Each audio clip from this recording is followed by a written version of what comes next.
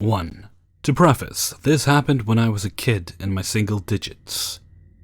This didn't really happen to me so much as it happened to my father, but I was definitely around the house at this point. My parents are divorced, and I would go between homes on a weekly basis. My father had recently moved into a small house on a dead-end street. My dad woke up early one morning to go for a run as he usually did, seeing as he was a marathon runner. He went to put on his usual running gear, which was where he had left it the previous day, only to discover that his favorite pair of running sneakers and his old Boston U hoodie were not where he usually kept them. He looked all around the house, and to his dismay, the items were nowhere to be found. Shrugging, he figured he left them at his friend's place after the last race he went to. Later on in the week, he gets home from work and goes to the fridge to pour himself a cold glass of milk. The milk is not there. He swore he used it in the cereal that morning. Oh well, he cracks open a beer and tries to think nothing of it, although it does seem a little odd. He really remembered having most of a carton that morning. Now that he thought of it, he also remembers other minor things having gone missing lately. A roll of quarters for parking, toilet paper, a toothbrush. He just chalks it up to forgetfulness and tries to ignore the slight feeling of unease. The next day, it's time for little kid me to come for a visit.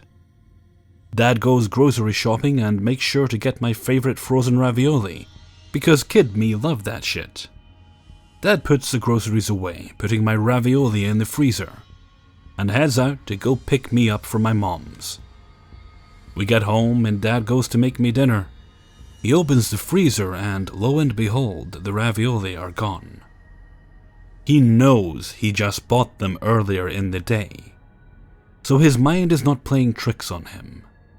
Dad's a skeptical, rational guy, so despite the weird little petty thefts being significant in themselves, acknowledges that someone must be entering the house. Dad figures it wouldn't be a bad idea to call the police station. Well, officers, I know this is going to sound silly, but I'm missing a pair of sneakers, an old Boston University hoodie, a gallon of milk, a box of frozen ravioli.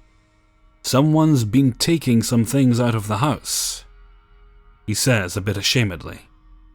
He hears a chuckle over the line. I know it's not major, but just keep an eye out for me. I'll let you know if anything else goes missing. Maybe a week passes. The strange occurrences seem to slow down, and Dad begins to forget that they even happened. That is, until he receives a phone call. It's the local police. And this is what the officer on the line said. We found your man.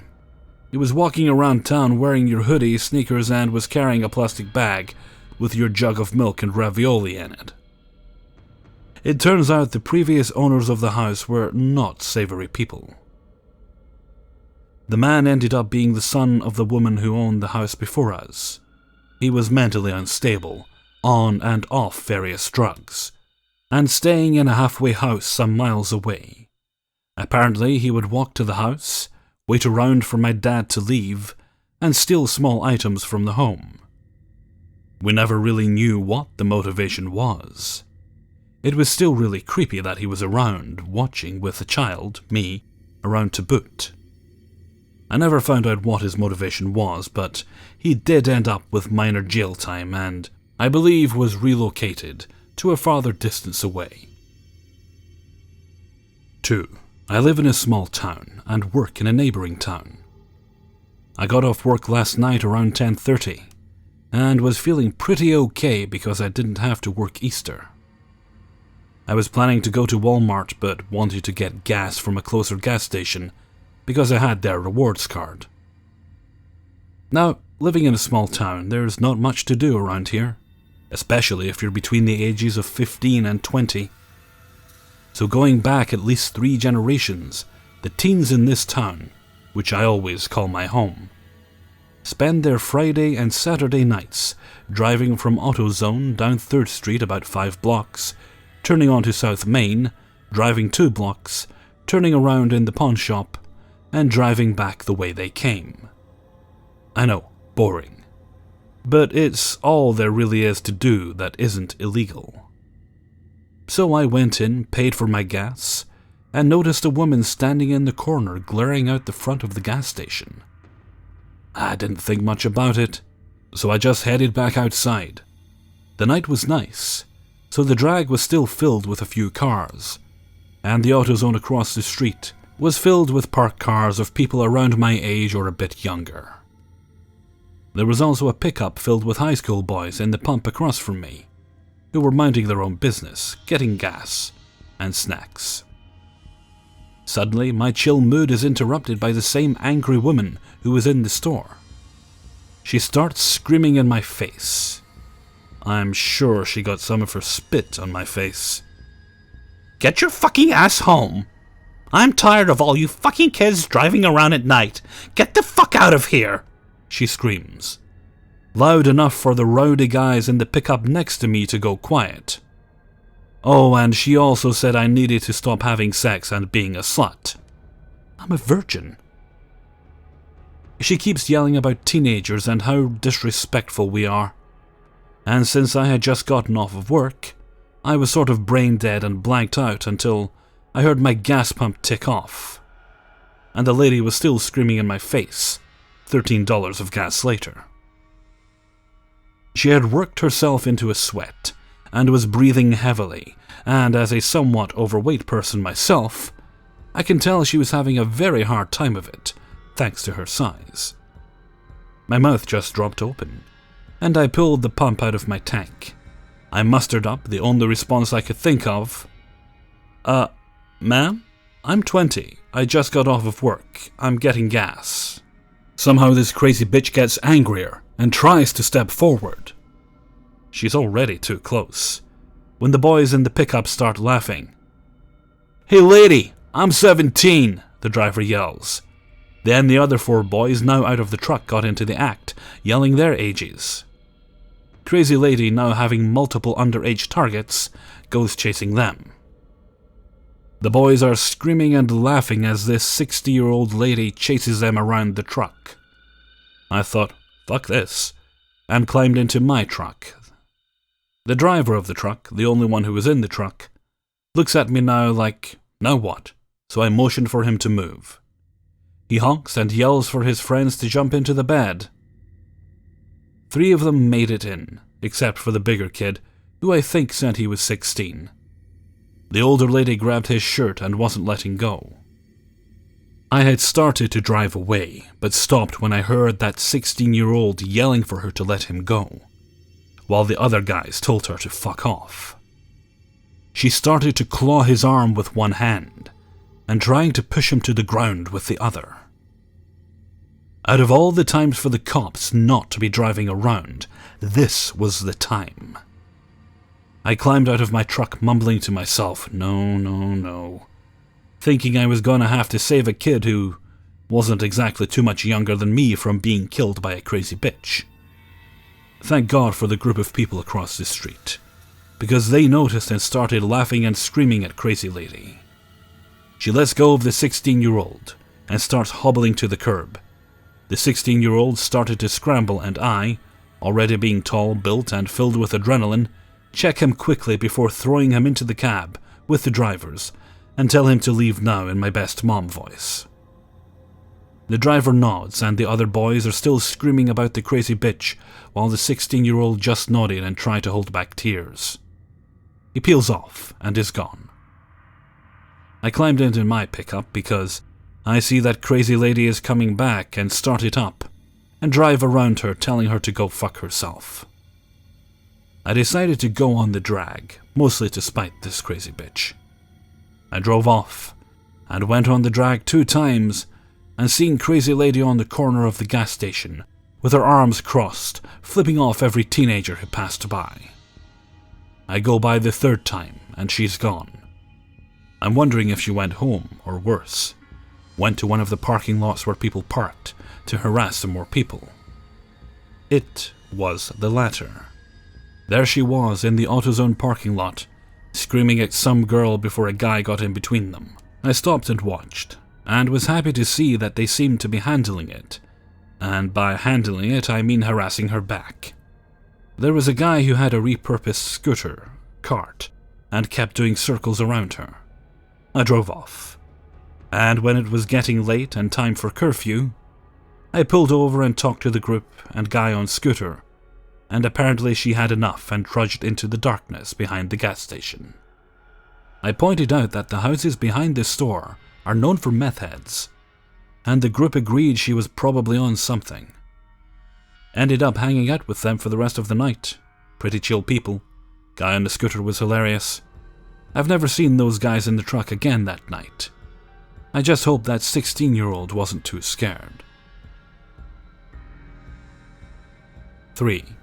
I met this girl through an old friend I grew up with, Mikey. I was dating his best friend that we also grew up with, Cam. Megan was dating Mikey at the time. When I met her, I immediately liked her. She was fun, energetic, and easy to get along with. A few short weeks after meeting her, I found out she had leukemia. She said she had been diagnosed at 16. She was 18 at the time. I was 19, so we had a lot in common. To shorten the story a tad, she was dating Mikey, and like I said, I was dating Cam. Shortly after we met, both of us couples broke up. Since I had grown up with the boys, I was obviously still friends with them. She, on the other hand, wanted nothing to do with them. I thought. Fast forward about 2 months. She and I are dating at this point. Yes, I like girls too. I had talked to her best friend, Alyssa, online, and through text a few times before. She seemed pretty nice, but I wondered why we hadn't met in person. She is the one that told me to ask Megan out since she knew I liked her. Oddly, she didn't actually have a phone, and the texting she did was through Yahoo IM. I introduced Megan to my other friends at the time, and they all seemed to like her well enough. I also found out more about her as time passed, of course. She was hypoglycemic, and had a crazy ex-boyfriend, Skylar, that beat her when they were together before. And apparently her dad was a molester, and her mom was a crackhead. I met her mom, and honestly, she didn't seem like she was a crackhead at all. She was average build, had a decent income, and was a teacher for an alternative school. I wasn't one to question, though, none of my business. Our relationship grew, so did drama. First, she had an episode where she found out she was pregnant, had a miscarriage, and was at the hospital alone. She said it was Mikey's baby. Oddly, she didn't call me to come help her, even though we both lived a couple blocks from the hospital. I didn't even hear about it until late that night, after trying to get a hold of her or Alyssa. Finally, Alyssa texts me and tells me what happened, and to just let Megan be until next day. So I did what any good girlfriend would do, and I went to check on her and see if she needed anything. I just wanted her to know I cared.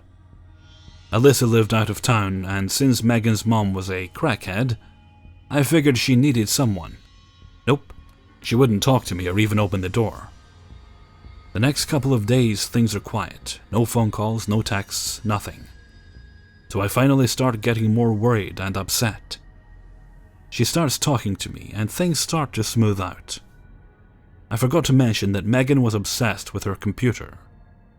Just about every time she and I were hanging out, we had our computers right there with us. About a week goes by, all is well, until I am at work one day. I get texts from Alyssa saying I need to go check on Megan. I start texting Megan, and I get pictures and scared texts from Cam. They are pictures of Megan's arms all cut up, blood everywhere. Needless to say, I left work, rushed right over to her house. She was already home from the hospital, and all wrapped up when I got there.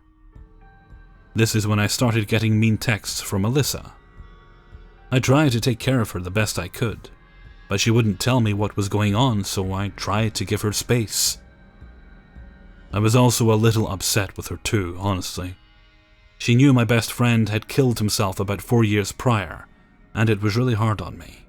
Self-harm is just not acceptable to me by any means. I didn't text or call in hopes she would come around and open up to me. Instead, I got text from Alyssa, saying that I should have been there for her, and she didn't think I was a good person anymore. Said she was going to tell Megan that we should probably break up. Then here comes another friend on MySpace. I can't remember her name. She only wrote to me about 2 or 3 times just asking about Megan and I. Nothing like Alyssa. Things smooth out again. We were at my best friend's house and all of a sudden she doesn't feel good. She said she needed sugar tablets or something. I rushed myself and my buddy to the store to get her some. I spent my last $20 on tablets, candy, and soda for her. I give her everything and she wants to go home. One day Megan tells me that she went to the doctor and they told her that if she doesn't get a bone marrow transplant, that she probably doesn't have that much longer. The next day is her birthday and her mom lets us come over and drink. Megan had asked me before not to bring up the bone marrow thing in front of her mom because it made her really depressed. Well, we get to drinking with Megan's other friends and Mom walks in. We do shots together and I start getting pretty messed up. I blurt out, "I will be Megan's donor if I have the right blood type." Her mom just looks at me weird and doesn't say anything. A couple weeks go by and Megan is being more and more standoffish. I thought I did something wrong. So I made a video for her and took it to her house. She acted like she loved it. 2 or 3 days later I'm at work again and she calls saying her car broke down at the store by our house. I told her I couldn't leave work to go get her because we were short on people, but I would see what I could do. I get a text a little while later saying that she found someone that was going to give her a ride. She tells me later that she really thought the guy that helped her was cool, and we should hang out with him sometime. I think his name was Chris. A few days later, she says she is going camping with Alyssa and her other friend. I can't remember his name, so we will call him Sean. I knew he was an alright guy, and of course Alyssa was her best friend. I get a text the next day from Alyssa saying that Megan had gotten raped by some guy up there, and she needs me. I go to her house to check on her and she is curled up in bed crying. I try to talk her into going to the police and to the hospital, but nope. I'm at a loss at this point. I feel so bad for this girl and I have no idea how to help her. It seemed like if something could go wrong, it would be to her. Another random day, she goes to the mall with Chris. I go to my friends in the next town over. I get texts saying she's scared and asking if I will please come get her. She won't answer the phone, but she just texts. She says she's on the north side of town. That is a bad thing, walking by herself. I rush back to the city and she's nowhere to be found. Can't get her to text back still. I search everywhere. Finally, I go to her house to talk to her mom. Megan is there with cuts and stuff all over her head and arms. Says Skylar saw her and him and his friends jumped her and beat the hell out of her in an alley. I'm furious, so I find this guy on MySpace and freak out on him. Since I have never met him in person, this is my only way to get in touch with him. I ask him to meet me somewhere. I get a message back later telling me to basically fuck off. Then she tells me that Chris made her uncomfortable by taking her to one of his friends' houses and trying to touch on her. So I asked her not to talk to him anymore. About a month later, I was getting ready to leave for basic training. I knew it wouldn't be too long. Everyone knew I had enlisted and was just waiting on a call. Megan tells me that things are getting too hard at home, and she is moving to Arizona with her aunt. Of course, I don't want her to go, but I knew it would probably be best for her. A week passes, and I am at work when Megan calls telling me she wants me to meet her at the airport to say goodbye. My boss, being as awesome as she was, lets me leave to see her. I I get there and she introduces me to this Chris character. I knew him from somewhere. I couldn't put my finger on it at the time. She gives him a hug and comes and gives me a hug. I stop her and give her my favorite necklace. It's all glass beads and made specifically for my design. I hadn't taken it off since I got it as a present from my mother 2 years prior. She leaves and Chris and I walk out to the parking lot. I had problems with him since he had tried to touch my girlfriend, but she forgave him, so I let it go. As we sit down and light up a cigarette, he asks how long Megan and I had been friends. I looked at him confused and said, "We've been dating for about 6 or 7 months now." He had no idea. I asked him if he had ever seen me before because I thought I knew him. We finally realized he is the guy we used to call Jesus at my friend's house. He supplied their weed. We get to talking, and he tells me about when he helped her with her car. Apparently, her camping trip was with him, only him. He drove her up to the lake to meet up with some friends, and when they pulled up to the entrance, she basically raped him. Just jumped right on him. I was pissed, but obviously not at him. I go home and tell my mom. I start thinking about it all and how odd everything is. Nothing ever fit into place, but I never asked questions. Now I wanted answers. I waited a couple days and she finally texts me from Arizona. Says she is having another miscarriage. It was from when she was raped. All I ask is what hospital she's in. She says she is in a walk-in clinic. Now, I don't know about everywhere else, but in my town and the surrounding towns, walk-in clinics are closed on Sundays, right? I tell her this and she gets pissed and argues with me. Then she won't talk to me anymore. I start getting more and more mean, scary, hateful texts from Alyssa. Finally, I have had enough and I drive to her house. Thankfully, her mom was there. She answers the door with a sad look on her face. I ask if we can talk a minute. She lets me in and we have a seat. I think her name was Brenda or something. Brenda. What's on your mind? Is it Megan? I hesitate. It's okay. What has she done now? Me. Well, I want to ask a question first. I just don't know if it is rude or mean. She nods and I continue. Does she really have, leukemia? Brenda. Wow. Is that what she has now? That's a new one. No, honey, she doesn't. What else is there? Me. She's not hypoglycemic, is she? Nope. You're not really a crackhead, are you? Brenda. That one really hurts, but I have heard it before. No, I am a teacher.